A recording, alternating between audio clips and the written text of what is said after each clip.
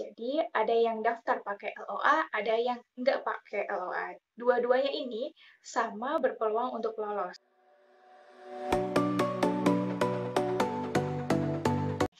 Halo, welcome back to my YouTube channel. Jadi di sini saya ingin sharing berbagi pengalaman saya mengenai LPDP. Apa itu LPDP dan bagaimana tips triknya. Jadi LPDP itu adalah lembaga pengelola dana pendidikan yang adalah beasiswa dari pemerintah Indonesia yang dikelola oleh Kementerian Keuangan. Ini bisa untuk S1, S2, dan S3. Kalau yang S1 itu ada IISMA gitu, tapi yang akan saya bahas saat ini untuk S2 dan S3. Kemudian komponen biaya apa saja sih yang di-cover oleh LPDP ini? Sangat lengkap sekali, semuanya di-cover oleh LPDP, mulai dari penelitian, kemudian biaya semesteran di kampus, biaya hidup, biaya kedatangan, transportasi, terus ada asuransi, dan lain sebagainya itu dibiayai oleh LPDP. Nah, kalau durasi waktunya sendiri, LPDP yang untuk S2 itu maksimal 2 tahun, dan untuk S3 itu maksimal 4 tahun. Jadi, sebenarnya jalur masuk LPDP itu ada 3, General Scholarship, kemudian ada afirmasi, dan juga ada targeted. Nah, General Scholarship sendiri itu ada beasiswa reguler, beasiswa PTUD, beasiswa co-founding, kemudian kalau yang targeted itu ada beasiswa PNS, TNI, Polri, dan kewirausahaan. Kalau yang afirmasi itu penyandang disabilitas, daerah afirmasi, beasiswa prasejahtera, dan beasiswa putra-putri Papua. Jadi teman-teman, untuk jalur masuknya LPDP itu tergantung dari kita sendiri nih, keadaan kita sendiri. Misal nih teman-teman PNS nanti bisa masuk yang targeted gitu.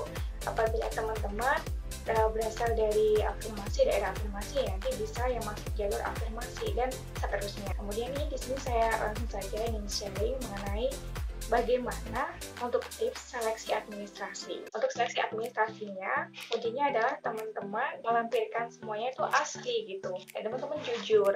Sewaktu mengisi di websitenya itu, saya sarankan agar teman-teman itu nggak mengisi pada sekali waktu, karena ada isian-isian pertanyaan yang sekiranya tuh membutuhkan pemikiran dan juga membutuhkan koreksi berulang-ulang, apakah ini jawaban saya sudah tepat atau belum gitu.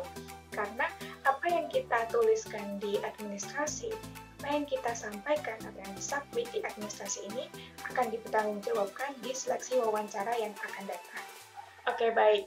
Nah, di sini saya akan membahas mengenai pengisian di website itu ya. Yang pertama itu mengisikan informasi data diri. Informasi data diri ini berupa nomor KTP, nama lengkap ayah dan ibu kita, kemudian tanggal lahir, informasi-informasi umum tentang diri kita. Tapi dengan catatan ya, teman-teman harus mengisinya dengan benar dan juga sesuai. Kemudian masuk di kolom sosial media. Jadi di kolom sosial media itu ada Facebook, Twitter, Instagram, LinkedIn. Apabila teman-teman ini belum punya sosial media tersebut, teman-teman wajib membuat. Nah, selanjutnya saya akan membahas tentang informasi keluarga. Jadi nanti ada kolom informasi keluarga itu tentang berapa gaji orang tua kita, siapa orang tua kita, pasangan kita, suami atau istri kita itu siapa. Kemudian setelah kolom informasi keluarga itu, ada kolom-kolom yang menurut saya pribadi itu perlu flashback kembali pengalaman-pengalaman kita. Ada kolom kekuatan, kelemahan, kemudian masuk pada kolom kelebihan dan kelemahan. Nah, pada kolom ini itu isi yang poin-poin saja. Misalnya nih, saya memiliki sifat tanggung jawab. Kasih titik 2 nih, saya selalu bertanggung jawab untuk menyelesaikan pekerjaan. Kalau saya kemarin tuh hanya berapa poin ya? 4 poin saja. 4 poin kelebihan, 4 poin kelemahan. Kemudian ada juga pengalaman yang membanggakan, pengalaman yang kurang membanggakan, hal terakhir yang diajarkan pada diri sendiri, kesalahan yang pernah dilakukan saat belajar atau bekerja, tugas atau lingkup yang pernah kita lakukan tapi itu di luar tugas kita, pembeda dari peserta yang lain. Nah, menurut saya itu tadi perlu effort untuk mengingat-ingat kembali, flashback apa yang pernah kita lakukan, apa yang pernah kita alami, dan kita tuliskan di dalam kolom-kolom tersebut. Nah, kolom selanjutnya itu ada riwayat pendidikan. Nah, ini sangat detail nih teman-teman. Riwayat pendidikan di sini itu dari mulai kita SD, SMP, SMA, S1, S2. Di sini juga detail karena diminta nilai atau IPK-nya.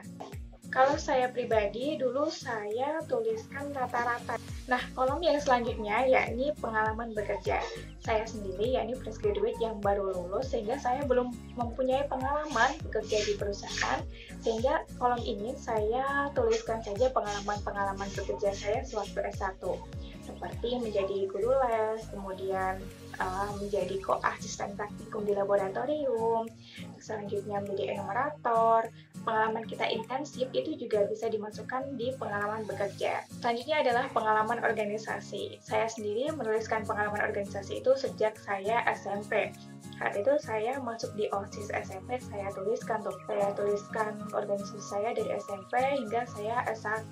Langkah baiknya teman-teman ini jujur gitu, karena setiap detail yang teman-teman tuliskan di organisasi ini akan ditanyai kembali pada saat sesi wawancara. Nah, saran saya dari pengalaman organisasi itu, teman-teman dari sekarang udah mulai mengumpulkan sertifikat-sertifikat organisasi, ya meskipun kalau saya sewaktu wawancara dulu kan ya online ya, saya waktu 2021 masih online, sehingga tidak ditanyai mengenai hard file itu, tapi saya sendiri sudah menyiapkan software-nya, sudah saya tata software-nya gitu, karena saya jaga-jaga apabila saya ditanyai tentang sertifikat mengikuti organisasi ini gitu. Sharing dengan kakak-kakak yang juga seleksi LPDP di sebelum tahun 2021, sebelum pandemi, mereka itu ditanyai mengenai sertifikat organisasinya. Bahkan mereka pun membawa sertifikat asli ke tempat seleksi. Meskipun teman-teman itu ikut Karang Taruna atau ikut kumpulan di RT, meskipun lingkupnya sangat kecil, itu tulis saja di pengalaman organisasi nih teman-teman. Karena pengalaman sekecil apapun, teman-teman berkontribusi di dalamnya. Selanjutnya yakni kolom prestasi. Kolom prestasi ini isinya adalah capaian dari teman-teman. Saya sendiri juga mempersiapkan sertifikat-sertifikatnya karena sewaktu wawancara saya jaga-jaga gitu, ketika saya ditanyai sertifikat saya sudah siap. Jadi ada tingkatannya nih teman-teman, ada tingkatan sekolah. Jadi ketika tingkatan sekolah ini teman-teman bisa menuliskan prestasi sewaktu SD, SMP, SMA gitu. Nah, juga ada tingkatan nasional, internasional, perguruan tinggi, ini juga bisa ya kalau misal teman-teman ada kompetisi di dalam perguruan tingginya itu. Selanjutnya yakni kolom bahasa. Nah, hati-hati di sini juga ada masa berlakunya. Dulu saya tuliskan nih 2 tahun dalam kurung, itu expirednya kapan. Selanjutnya ada kolom pelatihan workshop. Nah, pelatihan workshop ini itu diisi tentang training, workshop, terus ada bimbingan teknis yang pernah teman-teman ikuti. Jangan lupa juga ini disusun berdasarkan tahun yang terbaru ya. Selanjutnya ada kolom pengalaman riset. Yang kolom pengalaman riset ini saya tuliskan mengenai penelitian skripsi saya. Kemudian masuk pada kolom karya ilmiah. Karya ilmiah ini berisi tentang publikasi kita. Apabila kita punya terbitan buku, silahkan untuk diisi. Selanjutnya masuk pada kolom konferensi dan seminar. Konferensi dan seminar ini, kalau saya pribadi pernah menjadi peserta, kemudian pernah menjadi panitia dan juga pembicara. Kalau yang peserta, saya sesuaikan dengan bidang saya gitu. Kadang kan kalau mahasiswa biasanya suka ikut-ikutan seminar, tapi itu tidak sesuai dengan bidang. Nah, yang saya tuliskan itu yang sesuai dengan bidang-bidang saya. Kemudian masuk ke kolom penghargaan. Nah, di kolom penghargaan ini, misalnya teman-teman dulu pernah menjadi awardee beasiswa apa gitu, itu ditulis. Dan itu apabila teman-teman memiliki sertifikasi, itu boleh juga ditulis di penghargaan sini, sertifikasi fasilitator apa gitu. Kolom selanjutnya yakni ada dokumen-dokumen yang perlu diunggah oleh teman-teman. Ada ijazah, transkrip, KTP, LOA apabila teman-teman memiliki LOA, sertifikat bahasa, KK, surat rekomendasi, kemudian dokumen bukti apabila ini teman-teman ada di afirmasi, surat pernyataan beasiswa. Nah, tipsnya di upload dokumen ini, teman-teman scan ya, tapi scan-nya itu harus hati-hati. Kalau saya pribadi dulu, saya memakai aplikasi scan yang ada di HP, kemudian saya PDF-kan manual. Tapi hati-hati di sini nih teman-teman, saat scan itu harus semuanya informasi itu masuk gitu. Jangan sampai pada saat scan ada informasi-informasi penting yang terpotong. Hal-hal sepele, hal-hal kecil itu yang bisa menggugurkan kita di seleksi administrasi. Jadi harus benar-benar hati-hati. Nah, masuk di kolom-kolom yang selanjutnya itu ada essay. Teman-teman langsung mengetikkan di kolom-kolomnya ini. Jadi ya nanti tersedia kolom, ya kan? Teman-teman nanti bisa mengetikkan tuh di kolom tersebut. Saran saya, tips dari saya, yakni teman-teman sebelumnya buat draft terlebih dahulu di Word. Nanti copy paste ke kolom tersebut.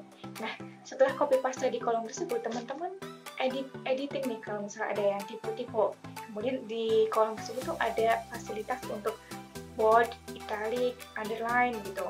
Itu juga bisa digunakan. Kemudian ada subbab-subbabnya yang mau di bold atau yang mau diganti stylenya itu bisa.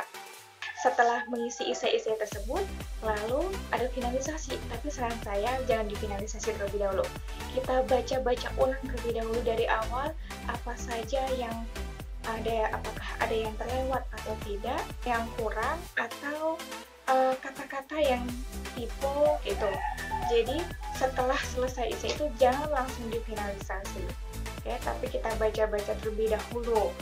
Kita tidak bersaing dengan siapapun, tapi bagaimana dari kualitas teman-teman, kemudian kompeten atau tidak teman-teman, gimana cara teman-teman itu menjual diri, tapi menjual diri yang positif ya ini, dan menarik di mata pewawancara itu, seleksi wawancara. Mungkin itu sekian dari saya teman-teman, semoga bermanfaat dan selamat berjuang, semoga bisa menjadi awardee